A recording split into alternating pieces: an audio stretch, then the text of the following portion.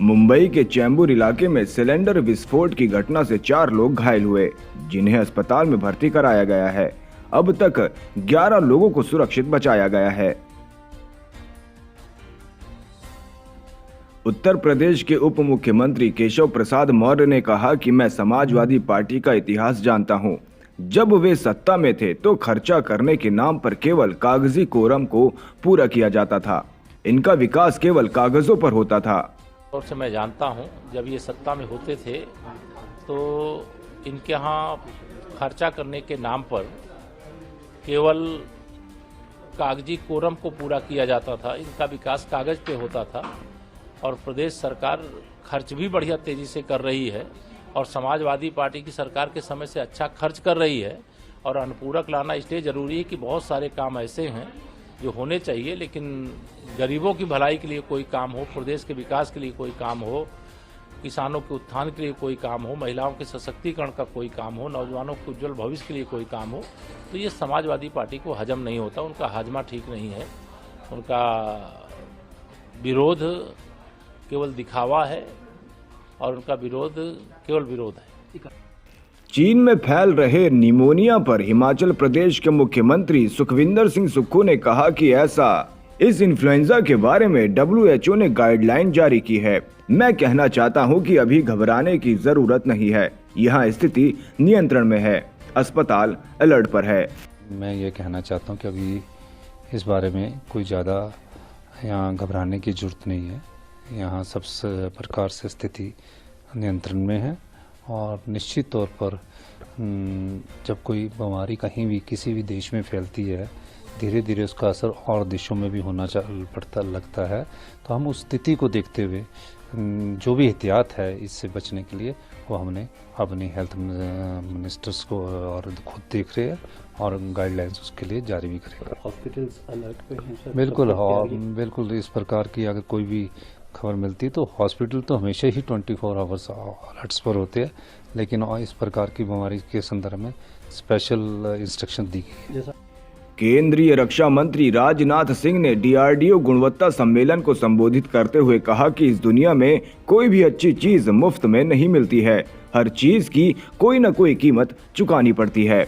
हमें ये कीमत कई बार प्रत्यक्ष रूप से चुकानी पड़ती है और कई बार अप्रत्यक्ष रूप से। सबने सुना होगा कि there is no free lunch.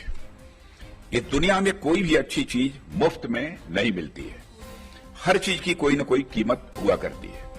कई बार यह कीमत हमें प्रत्यक्ष रूप से चुकानी पड़ती है तो कई बार अप्रत्यक्ष रूप से। इसी तरह क्वालिटी इंप्रूवमेंट में भी फ्री लंच किसी भी सूरत में संभव नहीं है।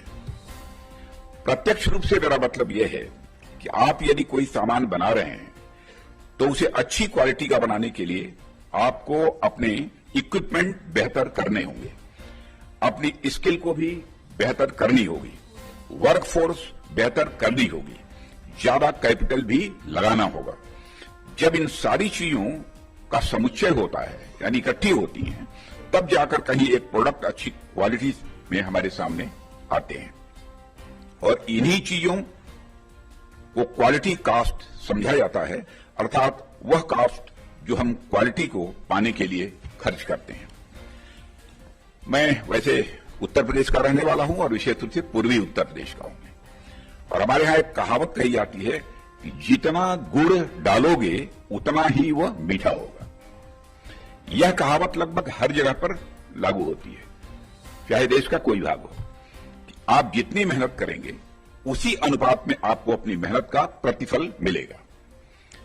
आप अपने प्रोडक्ट की क्वालिटी पर जितना फोकस करेंगे उतना ही आपके प्रोडक्ट की डिमांड स्वाभाविक रूप से बढ़ेगी। लेकिन मैं क्वालिटी कास्ट को एक दूसरे नजरिए से भी देखना पसंद करता हूं और मैं आप लोगों का ध्यान भी उस ओर आकृष्ट करना चाहूंगा।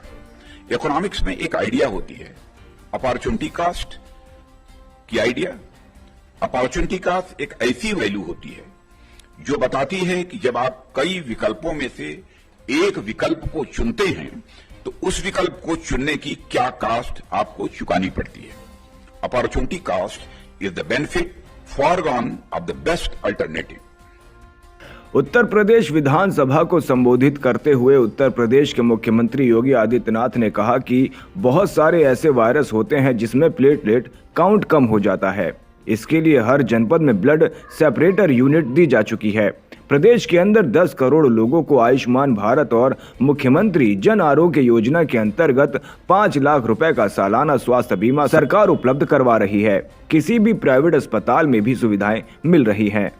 कोई बीमारियां होती हैं जिसमें डेंगू है या बहुत सारे ऐसे वायरस आते हैं जो प्लेटलेट्स काउंट को कम करती हैं। उन स्थितियों में प्लेटलेट्स की अतिरिक्त आपूर्ति के लिए उस व्यक्ति को उसको बाहर से चढ़ानी पड़ती है। इसके लिए हर जनपद में ब्लड सेपरेटर यूनिट दी जा चुकी है। वे काम करनी शुरू की है। वहां से हर जगह सरकार के स्तर पर बेहतर प्रयास हुआ है। और जहां तक नेता प्रतिपक्ष के द्वारा ये कहा जाना कि साहब प्राइवेट हॉस्पिटल में, याद रखना डबल इंजन की सरकार है, ये केवल बोलती नहीं करके दिखाती भी है। प्रदेश के अंदर 10 करोड़ लोगों को आयुष्मान भारत और मुख्यमंत्री जन आरोग्य योजना के अंतर्गत 5 लाख रुपए सालाना स्वास्थ्य बीमा का कवर भी ये सरकार उपलब्ध करा रही है। और किसी भी पैनल्ड हॉस्पिटल में, वह सरकारी हो, सरकारी में सारी सुविधाएं फ्री में हैं, लेकिन किसी भी प्राइवेट हॉस्पिटल में जाता है तो वहां वे सुविधाएं मिल रही हैं। और ये पूरा सदन गवाह है कि हर माननीय सदस्य को इस सदन के द्वारा अपनी निधि से 25 लाख रुपए सालाना देने का अधिकार दिया गया है। केंद्रीय मंत्री अनुराग ठाकुर ने कहा कि मंत्रिमंडल ने आज रेप और पॉक्सो एक्ट से संबंधित केसों की त्वरित सुनवाई के लिए चलाई जा रही फास्ट ट्रैक स्पेशल कोर्ट की योजना को 3 साल तक जारी रखने की स्वीकृति दी है। देश में जो रेप या पॉक्सो के केसेस जो हमारे protection of child from sexual offence act for further of 3 years, इसको 3 साल के लिए हमने इसका बढ़ोतरी की है। सो मंत्रिमंडल ने आज रेप और पॉक्सो एक्ट से संबंधित केसों की त्वरित सुनवाई के लिए चलाई जा रही फास्ट ट्रैक स्पेशल कोर्ट्स की योजना को 2023-24 से 2025-26 तक यानी 3 वर्ष तक जारी रखने की स्वीकृति दी है। क्रिमिनल लॉ अमेंडमेंट एक्ट 2018 द्वारा रेप के मामलों, विशेष रूप से कम आयु की महिलाओं से संबंधित अपराधों में सख्त दंड तथा टाइम बाउंड ट्रायल का प्रावधान किया गया था। इसी क्रम में त्वरित रूप से ट्रायल पूरा कर अपराधियों को दंड दिलाने के लिए फास्ट ट्रैक स्पेशल कोर्ट्स की योजना अनुमोदित की गई थी। ये योजना प्रारंभ में 1 वर्ष के लिए शुरू की गई थी। तत्पश्चात कैबिनेट ने इस योजना को 2 और वित्तीय वर्ष 2021-22 और 22-23 तक जारी रखने की स्वीकृति दी थी। वर्तमान में 28 राज्यों, केंद्र शासित प्रदेशों में कुल मिलाकर 773 फास्ट ट्रैक स्पेशल कोर्ट्स कार्यरत हैं, जिनमें से 415 एक्सक्लूसिवली पॉक्सो मामलों के लिए है।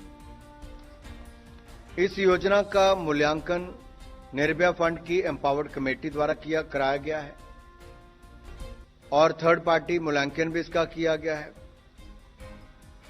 इसमें कुल खर्च अगले 3 वर्ष बढ़ाने के लिए 1952.23 करोड़।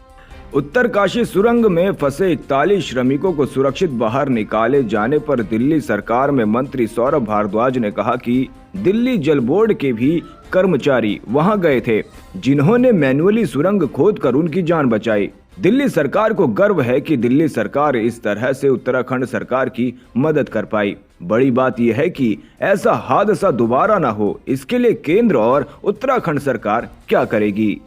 ये बात बहुत अच्छी है कि हमारे दिल्ली जल बोर्ड के भी वहां पे रेड डिगर्स गए थे, जिन्होंने मैनुअली उस सुरंग को खोद के उनकी जान बचाई। और दिल्ली सरकार को गर्व है कि दिल्ली सरकार इस तरीके से उत्तराखंड सरकार की मदद कर पाई।